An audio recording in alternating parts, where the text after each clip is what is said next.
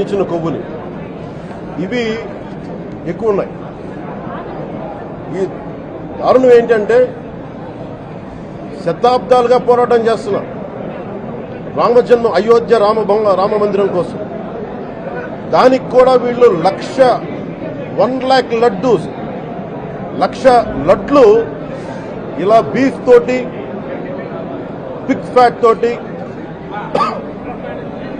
Fish oil తోటి కలిపిన లడ్డు 1,00,000 లడ్లు కొన్ని దశాబ్దాలుగా శతాబ్దాలుగా అయోధ్య రామ మందిరం కావాలని చాలా ప్రతిష్టాత్మకంగా తీసుకుంటే దానికి కూడా తిరుపతి లడ్లు వెళ్ళి టీటీడీ లడ్లు వెళ్ళి ఇది దేశమంతా దీన్ని కదిలిపోయింది. ఈ రోజున ఇలాంటి అపవిత్రం జరిగింది. దీని గురించి ప్రస్తావిస్తే రిపోర్ట్లు బయటకు వస్తే వైసీపీ నాయకత్వం కానీ ఇది రాజకీయ లబ్ధి కోసం చేస్తున్నారని ఒక మాట మాట్లాడుతూ ఉన్నారు. వైసీపీ నాయకులకి కానీ వారి మద్దతుదారులు కానీ నేను మనస్ఫూర్తిగా మీకు తెలియజేస్తున్నా, రామతీర్థం గొడవప్పుడు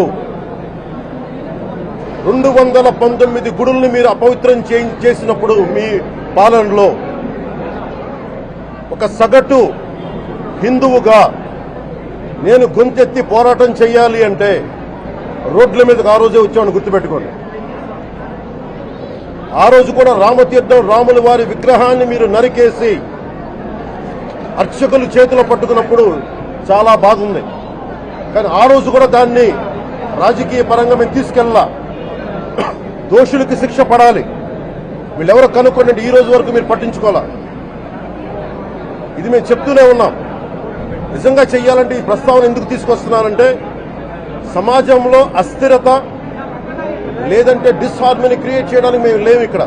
కానీ తప్పు జరుగుతుంటే, దాడులు జరుగుతూ ఉంటే, అపవిత్రం చేసుకుంటా వెళ్ళిపోతే చూస్తూ ఎవరు కూర్చోం. తప్పు, అది కూడా తప్పు అవుద్ది. ఫండమెంటల్ కాన్స్టిట్యూషనల్ ఫండమెంటల్ ఇది. ప్రతి వ్యక్తికి వారి ధర్మాన్ని ఆచరించే హక్కు ఉంది. ఎవరన్నా వచ్చి ఆ ధర్మాన్ని పాడు చేసే హక్కు ఎవరికీ లేదు. ఇట్స్ ఎ ఫండమెంటల్ రైట్ ఇది.